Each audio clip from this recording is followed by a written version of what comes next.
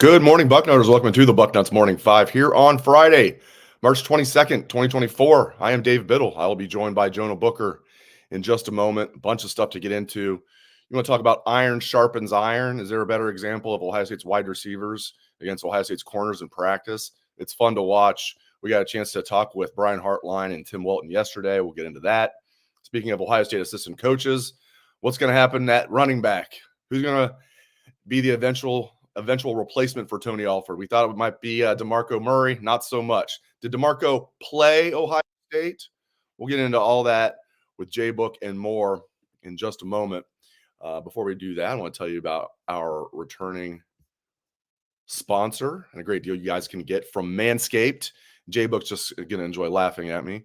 This episode is brought to you by the spring cleaning champions, Manscaped. This season, make sure to groom your carpets and the drapes with the leaders in below-the-waist grooming. The Lawnmower 5.0 is must-purchase material, and watch your confidence bloom like the springtime flowers. Embrace the season and join the 10 million men worldwide who trust Manscaped with our special offer. Go to manscaped.com, use code Bucknuts for 20% off plus free shipping. Spring cleaning doesn't just apply to the nether regions. Get the full grooming experience with Manscaped's signature Beard Hedger Pro Kit plus Handyman electric face shaver. Whether you're looking to craft your signature look or clean up that neckline, these are always the right tools for the job. Can confirm, love those. Get 20% off and free shipping with the code Bucknuts at manscaped.com. That's 20% off and free shipping with the code Bucknuts at manscaped.com. Nothing like a little spring cleaning. All right. Let's get, there's nothing like J-Book either. Let's get J-Book in here. Get a chance to start Friday off with J-Book laughing at me. Come on. To entertain. All right. I tell you, man, I mean, if you hear the phrase iron sharpens iron, is there a better example than when Ohio State's wide receivers are going after going against Ohio State's corners in practice? It's been fun to watch. We've only had 2 open windows this spring, but it's been a lot of fun to watch. And then we got a chance to, as I said earlier, got a chance to talk with Brian Hartline and Tim Welton yesterday. And as you know, J-Book, there's a ton of like position groups on this team that's loaded with talent and depth. Dare I say, in whatever order, wide receiver and corner might be atop that list? I think you're right. I would definitely go with the cornerback position. I still think that's the deepest position group. But you know, one thing that I love about the wide receiver interviews, those younger guys and Brandon Inniss, Carnell Tate, they keep it 100, Dave. Those guys, they don't come up there and just do your canny responses. They're going to give you a little peek behind the curtain there. And I love what Carnell Tate had to say, Dave. I thought it was spectacular, especially talking about how in the previous, season when he was there freshman year last year, the DBs always talking. And keep in mind, that's what defensive backs do, Dave. We love to talk, run our mouth, make a play. You can get burnt for a 35-yard gain. Next play, come back, get a breakup, and you act like you just had the biggest breakup in your career. That's just how DBs react. But I thought it was very fascinating that Carnell said that, hey, we're talking back out there. And I love it, Dave. I absolutely love it. You get those young dogs out there, those young wide receivers, got no fear. You got those South Florida Express wide receivers coming up here, and they've been competing at the highest level, since they were freshmen in high school. And they come up here, them boys are going to chirp. They're going to make plays on the field. They're going to push each other, and it's awesome. I mean, you look at those young DBs, Dave, and it sets the tone. When you got the veterans out there like Iggy and Hancock and Burt, those guys is chirping. Those guys are bringing the fire to the wide receivers. That's when you start seeing the young dudes. Your Matthews, your Calvin Simpson Hunts. You get your Aaron Scotts out there. Those type of DBs, and then you get your safeties. They're out there running their mouth, and the whole time, Dave, it's fun. It's fun because you're competing with your boys. And the thing is, with a lot of these wide receivers and defensive backs, they may not face another unit as good as the ones that they're going against in practice. So if you cooking somebody that day, man, that does a lot for your confidence. It's awesome. It's just fun. It's fun hearing the guys talk about each other, like hearing the wide receivers talk about the corners and vice versa, and hearing Tim Welton talk about the wide receivers, and Brian Hartline talk about the corners. I mean, Tim Walton was saying, as I'm sure you saw the interview, he was telling us, like, when he first got here, it wasn't like this. It wasn't a fair fight. It's a fair fight now. Brian Hartline confirmed it. It's a fair fight now, but you better believe it. More than a fair fight. I mean, Davison Igbinosun, I thought was good last year.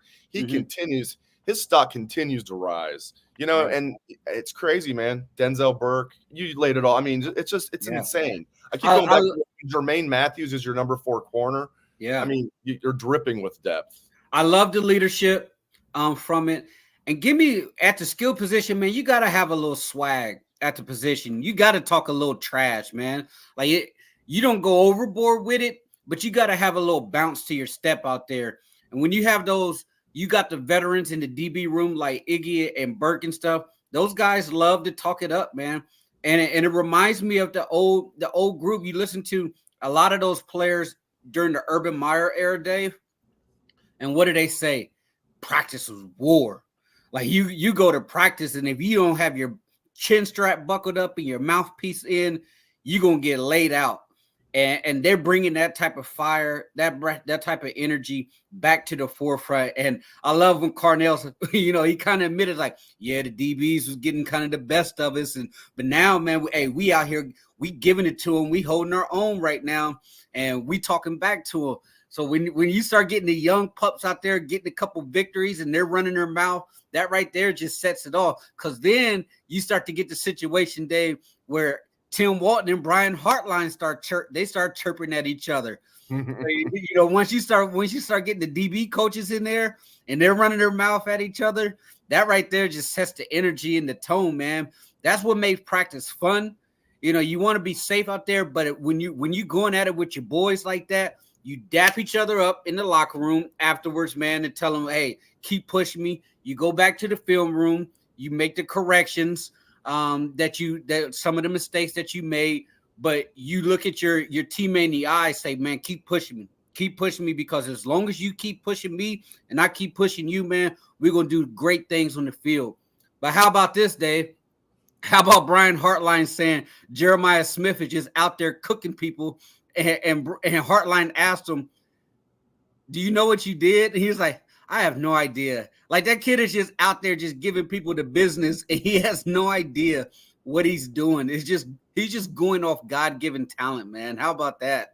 It's crazy. When we got a chance to talk with Hartline a mere a few minutes before Jeremiah Smith got his black stripe removed, and I put the quote in the headline of the story that I wrote on Brian Hartline. Get on Bucknuts if you haven't read that yet. Story on Brian Hartline talking about Jeremiah Smith. We also have the full video of Hartline from yesterday. We have all the videos on our YouTube page and on bucknuts.com. When he says about and he doesn't throw around stuff like this lightly. Hartline's a straight shooter. When he talks about a true freshman who should still be in high school and uses the term J Book, he's very veteran-like. He went through this whole thing. He's like, I love the way he lives. I love that quote. I love the way he lives. I love the way he prepares. You're talking about the number 1 recruit in the country, not just the number 1 wide receiver, number 1 period, as you know. Coming in here could have been very cocky. There's none of that. He's very coachable, and Hartline was just going off. And all these things that he was just gushing about, the one that really jumped out to me again was like he's very veteran-like. To say that about a kid that's like 17 years old, maybe 18 at the oldest, that says a lot right there. Then he's the first one to get his black stripe removed. No surprise there. When you hear coaches, Dave, and we've been following this long enough, once they start talking about a kid who carries himself in a very mature manner, very veteran-like for a younger guy, that right there is your green light to go ahead and just bank it that this kid's going to play a lot. Mm-hmm. We've heard it numerous times. Once because that's the one thing that coaches observe. A lot of these kids incredibly talented, but they don't know how to act like a pro, and they're not professional, but you have to carry yourself in a certain manner once you get to this level, and you have to be able to carry yourself on another level from what you were used to in high school in order to handle a spotlight like you're going to have to handle at a place like Ohio State. And so for Brian Hartline to say, I love the way this kid lives off the field, that tells me that he's doing all the things that he needs to be doing to make sure that he's going to be ready to play. He's going to be able to handle the spotlight. But I tell you what, though, Brandon Inniss, Dave. The buzz for him is starting to heat up too. And he let it loose that he's been repping, getting a little bit of hybrid role there, playing some Xavier Johnson, going back there, getting some touches out of the backfield, going to line up at wide receiver. He's going to play. He's probably going to be your punt returner there. I think he's going to be the guy that can really make you miss in the phone booth and get you those hitting yards and flip the field on special teams. But Brandon Inniss, Dave, in a Chip Kelly type of playbook, could we see a situation where Chip brings out some of the, blows the dust off that playbook when he had DeAnthony Thomas at Oregon, when he was letting him cook at running back, then, put him out at wide receiver with some mismatches, get Brandon Inniss one-on-one in a slot against some of these Big Ten safeties, Big Ten linebackers, and let him go to work, Dave. I'm liking what I'm hearing about Inniss. He's another one that carries himself like a grown man. I was right there. I was like, maybe 5 feet away from him yesterday as we were doing the interviews, and just another young man that carries himself like a veteran. Even looks like it. He's got like this, he just looks physical, and he, we saw a taste of it last year, a small taste of it, but looking at his high school film, he's so tough. Yeah. He reminds me a lot, and I know I'm not the first one to say this, reminds me a lot of Jackson Smith and Jigba. Mm-hmm. And, I think you're absolutely right. And you're also right about like what you said about Jeremiah Smith. Like, a coach doesn't go on and on and on and on about like all that stuff, like especially the off the field stuff, unless like you're absolutely in the plans to play. Yeah. So I'm with you, man. I mean, all these guys, Carnell Tate's another one. He's a grown man that's 19 years old, looks you in the eye. He's just one of those guys that these guys are A+ talent and A+ young men. It's incredible to find both. Yeah. Now, I do have to ask you this. We talk about all of the praising of the players and stuff that we've been getting. What's going on with Jaylen Balor, Dave? I mean, time's running out on the kid. Like, when you got your head coach coming to the podium and basically pleading for a senior wide receiver to step up. And the thing about it, Dave, Ohio State released that video, March Madness video. It's like, oh, who would you put in your starting 5 for basketball? Almost every player to a T said Ballard. And that right there kind of tells me that he's off the charts gifted athletically, but something's missing to where the coaches as a senior saying, hey, we need more from you. We still need you to step up, because they even mentioned Bryson Rogers is starting to step up. And for them to say Ballard still needs to step up as a senior, I'm like, man, I don't know about that, Dave. No, I mean, you nailed it. I mean, he does, just for those out there, this is his 4th year. He does technically have 2 years of eligibility left. He did redshirt. I don't think he has a COVID year. I think he was a year after that. So, but he's a 4th year junior. But you're right. I mean, I was going to even ask you, so we'll just get to it. I was thinking maybe Ballard would stick around even if he's not in that top 4, top 5, because maybe he'd be the punt returner like he was last year after Emeka got hurt. But if they use Inniss back there, which I think Inniss would be really good in that role, he might not be like the fastest guy back there, but he'd be one of those guys that'd be hard to tackle. He'd go north-south. Yeah. Some of those are the best punt returners. They aren't game breakers, but they're highly effective. But then I was going to ask you this. All right. Because under Hartline, if you're not in the top 4, you're probably not going to play typically. And every spring, it's like, oh, no, this year is going to be different. We got 6 guys that are going to play. It's like, okay, sure. Let me ask you this. Will anybody outside of the top 4 play a relatively big role, however you define that? So the top 4 in whatever order: Emeka, Carnell Tate, Jeremiah Smith, Brandon Inniss. Those guys are locked in. Will anybody outside of those 4 have a relatively big role, however you define that? I do not think so. And if they do, then history says this is out of the norm. Because if you're going to just follow the repeated history of Brian Hartline, the answer with that would be an overwhelming no, because he's had a very short rotation throughout his coaching career at Ohio State. I just don't like the fact that we're this far into Ballard's tenure and they're still asking him to step up. Right. Where you will want to see is no doubt about it, for a guy that's been in the program that long, that he's right there at the tip of the spear, helping to lead the charge with this wide receiver room. He should be the one that they're looking to say, hey, the young guys need to be following what Ballard's doing. Follow what he's doing, because he's been in the program. He knows the ways. his time is now. Like I said, incredibly gifted. You can tell that by the players saying, hey, he would be in my top 5 on a pickup basketball team if we were going to go out there and play in the March Madness tournament. But yeah, I just wish that he can find his way. And it may not be at a place like Ohio State, Dave. I mean, this stage may be too big for him. And you're not going to wish anybody to transfer, but it's okay to take a look at somebody's career 4 years in and say, maybe this isn't the spot that he's going to take his career to the next level like he wants to. Dare I say your Ohio Bobcats would be a perfect fit? I mean, Sam Wiglusz was a walk-on here. Right. Goes to Ohio University and is all MAC. You know, Jaylen Balor is I shouldn't say markedly. I mean, Sam Wiglusz is definitely a talented young man. But Jaylen Balor is an elite athlete, as you've been pointing out. He's super fast. For the guys that say he's the best basketball player on the team, that says a lot. When they got guys that can ball out on that team, like Tuimo Loau and several others. That's saying a lot. If he went to Ohio University, he would be a star there. See, and here's where I got to slightly push back on you, Dave. Okay. I think he's a better athlete than a MAC caliber athlete. I mean, he is. I mean, no doubt he would be the primary guy. But if you have Ballard go to somewhere like Pitt, or do I say Syracuse?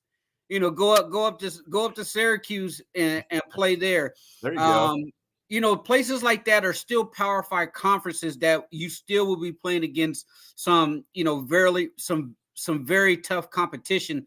I just think that the time is running out for him. But as far as the punt returns, when it comes to Ballard, Dave, yes, we mentioned his physicality as far as being a gifted, but he reminds me of one of those 200 sprinters. Like, it takes him a while to really get going from point A to point B to top speed. I feel like Ballard would make a much better kick returner than he would as a punt returner, because as a punt returner, you got to be fluid in the hips. You got to be able to make people miss at the point of attack. And good Lord, can you please not fair catch inside the 5-yard line? Yeah, and now if you're I put that on Parker Fleming, because if I'm a special teams coach, and I love what they're doing this year, I'm going to get to that in a second. If I'm a special teams coach, my punt returners know 100%, because I've told them, I've drilled this into my head: you will not catch a punt at the 5. Maybe I'll allow you to do it at the 7. That would be the furthest. It used to be the 10, and it's kind of the 7. I love what they're doing with special teams. And you know what else I love, Jay Book? Because I'm a huge Jim Tressel guy. I love that Ryan Day and Jim Tressel, the relationship continues every year. It seems they get a little bit tighter. And Ryan Day said flat out he's taking a page out of Tressel's book, because Tressel gave him some advice after the season, what he used to do with special teams. Didn't have a full-time special teams coach.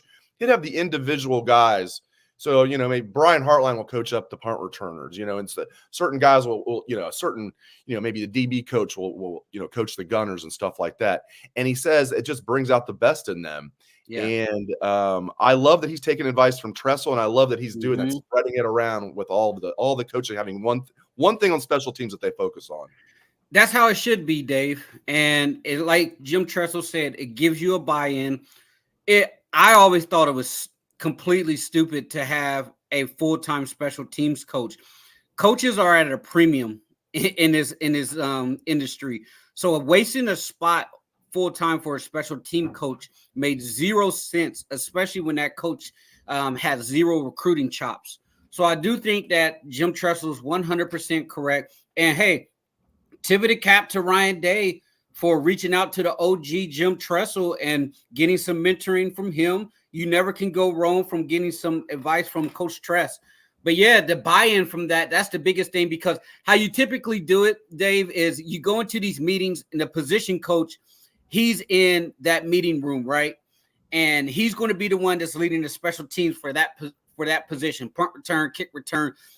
If your players are buying in, that means a lot of the guys in your position groups are begging, they're pleading for an opportunity to get on those teams, especially the younger guys. That's how younger guys, they letter, because they'll beg and plead their position coach to get on certain special teams units. You go out there, you earn your stripes from special teams, then you start earning some opportunity to get some real playing time.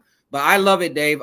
And the one thing else, Ryan Day said he's going to also be heavily involved in the special teams. I think that's going to be big right there because he just can't go and bunker himself down in the quarterback room and the offensive meeting rooms. Now that you're hearing that Ryan Day is going to be fully involved with the special teams units, that right there shows you the growth. That shows you someone who really understands the CEO role. He also mentioned that he's been spending a lot of time in the defensive line meeting room with Larry Johnson. He's been able to bounce around. He's coaching the running backs now until he's able to find a full-time coach. So I think that Ryan Day being a CEO has allowed him to really expand himself as more of a head coach as opposed to just the quarterbacks and offensive coordinator. Okay, I want to talk running back coach, everything involving that with Ohio State, but I do want to sneak this in. David on YouTube, I mean, he asked, please, gotta respect the nice manners here. He said, if you can you please talk a little quarterback? I mean, there's been 4 practices, only 2 have been open to the media, and of those 2, only 45 minutes.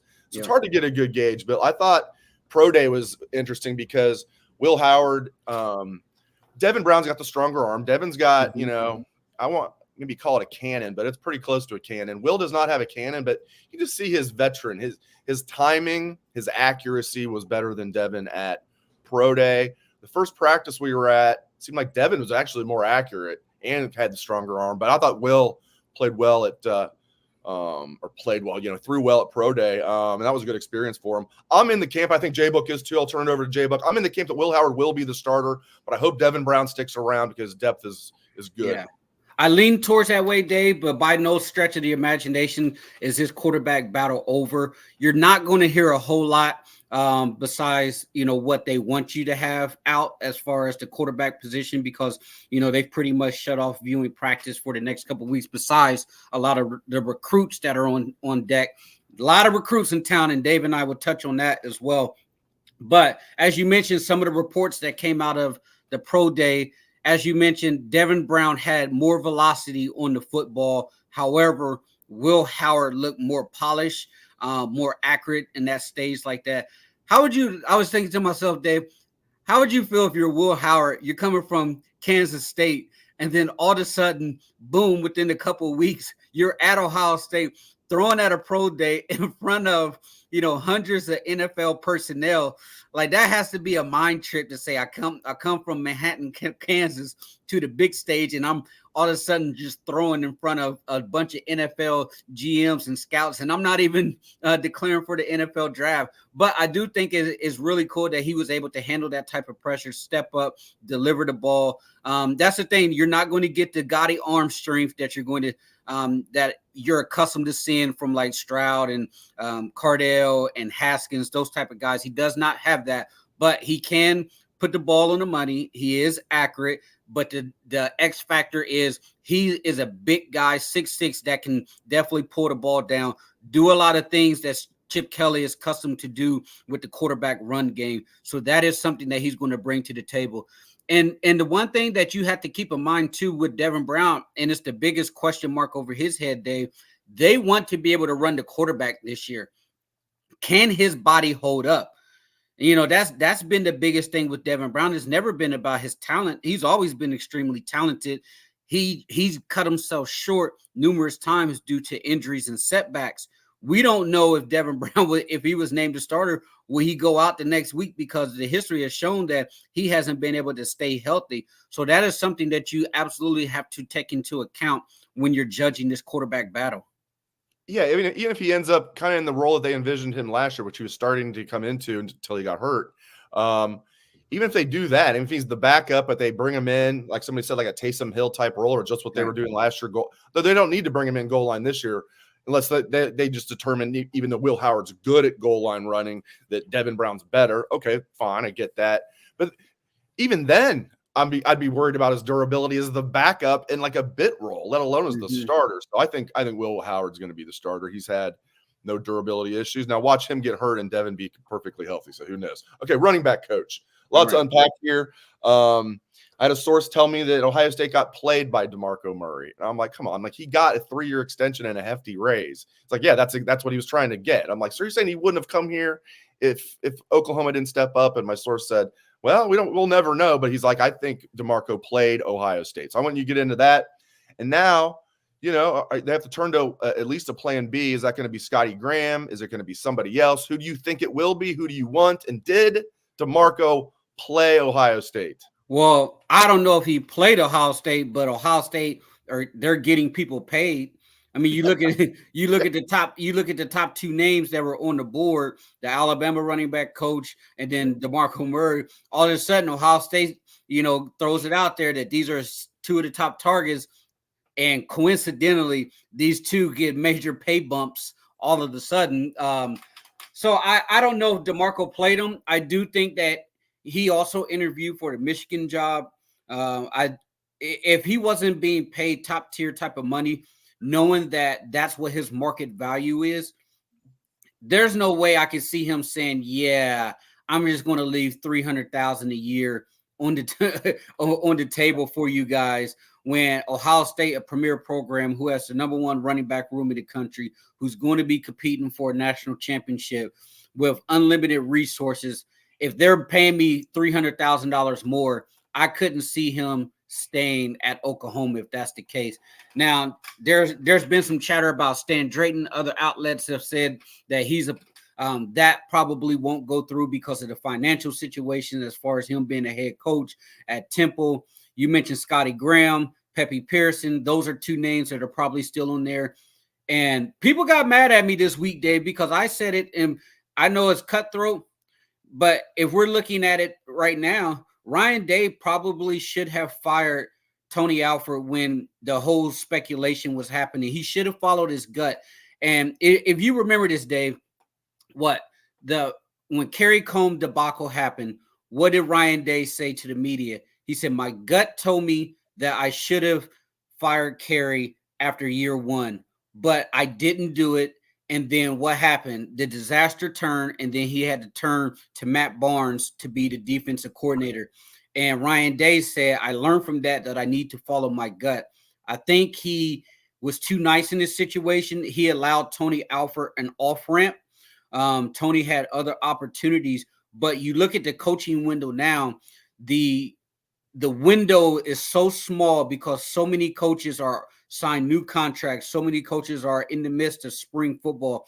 If he would have fired Tony when all of the speculation was that he wasn't going to be back right after the Missouri game, Ryan Day easily could have went to that coaches convention and had a much bigger pool of candidates to choose from. So it's hindsight, but I think Ohio State, they're going to be fine regardless of who they bring in. You're going to be able to have an elite running back room. So like we talked about last week, all you have to do is just come in here and just keep the car on the road, because the talent that's in that room is going to elevate your name to another stratosphere. Even if you're a Pepe Pearson or a Scotty Graham, the fans are going to gas you up like you're one of the best running back coaches in the country, regardless if that's true or not, because you're potentially going to have two 1,000-yard backs in that backfield. Yeah, and I like the depth there too with Hayden. We think Dallin's actually going to get some carries this year, and then James Peoples. Love it. We're going to talk recruiting here in a moment. Huge recruiting weekend is already going on for the Buckeyes.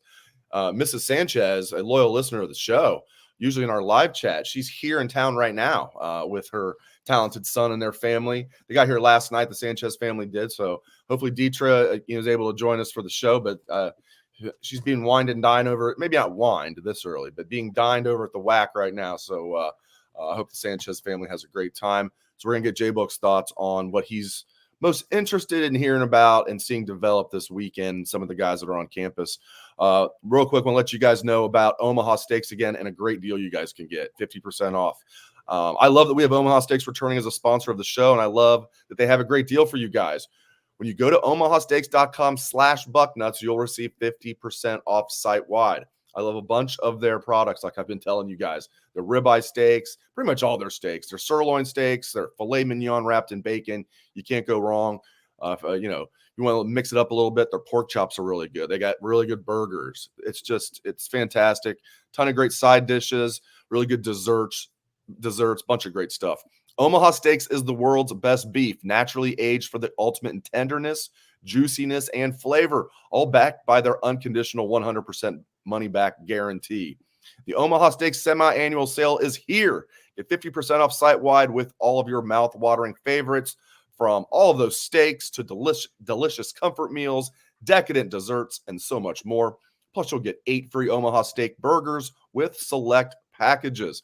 And every purchase is backed by their unconditional 100% money-back guarantee. Simply go to omahasteaks.com/bucknuts and shop that semi-annual sale today. 50% off. All right, recruiting, huge weekend. What has piqued your interest the most, my friend? It's a lot going on this week, Dave. A lot of heavy hitters on campus. I mean, let's start, you mentioned Devin Sanchez, getting him back on the campus. I think that was huge. And then you have 5-star wide receiver DeCorian Moore, who's LSU commit. He is an absolute stud. He came up to practice. Sounds like they hit it out the park with him. TJ Alford, Dave, he is set to commit next week. 4-star linebacker, number 53 in the country on 24/7. He's set to commit next week. Everybody's saying that's probably going to be Ohio State. It also helps that he's on campus a week before he announces his commitment. I think he's been leaning towards Ohio State for a long time now. Elijah Barnes, another linebacker out of Texas, the number 14 linebacker, big boy, 6'2", 225, 4-star, 91 rated on 24/7. He's up on campus today. And then you look at another wide receiver, Khalik Lockett out of Texas. He's an absolute baller. Number 2 wide receiver in the 2024 class. Getting him on campus tomorrow, I think that's going to be big. And then Tavian St. Clair is there on campus. You see how big St. Clair is standing next to C.J. Stroud, Dave? But getting your future quarterback there, helping to recruit some of these wide receivers, that's never going to be a big issue. Now, I would love to see more offensive linemen there, Dave. I think you're going to get some of the 2026 in-state guys like Will Conroy, some of those guys, but I would love to see more national offensive linemen on campus. But great group. I mean, Jonas Williams going to be a top quarterback in 2026. He's going to be there. So they're going to have a lot of guys there on campus right now and a lot of heavy hitters there. So you have to be happy about that if you're a Ohio State fan. I don't know if you're going to get any commitments out of this besides TJ Alford next week, the Florida linebacker, but it can really set the stage for you to surge ahead. And here's the thing, Dave. People can look at all of these commits and stuff or recruits and say, hey, that's nice that you visit, but we probably don't have a shot. Now you kind of like cautiously optimistic because you kind of have that NIL in your back pocket with the foundation in 1870 to say, hey, our war chest, we're ready to go to battle with anybody. You're going to get developed here at Ohio State. You're going to be competing at a high level. You're going to be competing for national championships. And Ohio State will make sure that you're taken care of on the NIL front, which not a lot of programs can offer that combination of a package like the Buckeyes can. And now that they're paying Jake Diebler $2.5 million a year plus incentives, could get to $3 million a year instead of paying, let's say, Dusty May $6 million a year, whatever it would have taken. That's an extra $3.5 million right there they can use for football, right? Yeah. Does it work like that? Maybe just in my mind. I know. Yeah, and I'm sure the foundation and those guys are going to be running all kinds of stuff that's going on to raise money. But tampering season's coming up, Dave. That spring NFL because I'm almost looking at it like the NFL with the tampering, but the spring college football transfer portal opens up here the next couple weeks. Now, one thing to keep in mind, you're going to get a lot of programs that are tampering on the back end of Ohio State's roster. Like, some of those younger guys like a Calvin Simpson Hunt, Jermaine Matthews, I don't think they're going to go anywhere, but you're going to get a lot of programs that's going to be trying to tamper with those guys.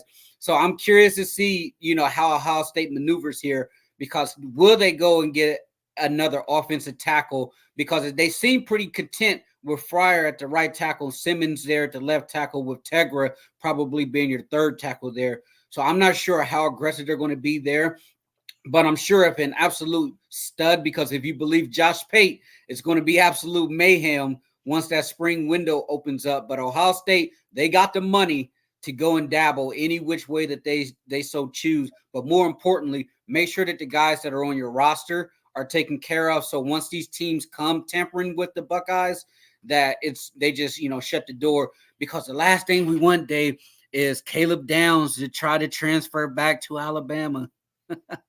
Don't even say that. I know. I'm saying this from the record. I'm saying it sarcastically, Dave, because all of the noise from the Bama fans after Proctor transferred back there, they had all that dust up, and here's Caleb Downs just minding his business, enjoying practice, taking pictures with recruits. Yeah, I give Brian Schottenstein credit. He shot that down right away, didn't he? He's our guy. He's our guy. We're taking care of him. He's happy. It's like they just got him They just got him $100,000 Land Rover Defender last week or something like that. Jeez. That makes two of us, huh? Yeah, no, Dave. No, sure doesn't. Unless two of us is you and him. It certainly is not me. But great stuff, Jay Book. Great stuff. A lot of material to get into as usual on a Friday. You come strong as always. Thank you to Mr. Jonah Booker. Thanks to all of the listeners and viewers. We appreciate you guys very much. Hope everyone has a great day and a great weekend.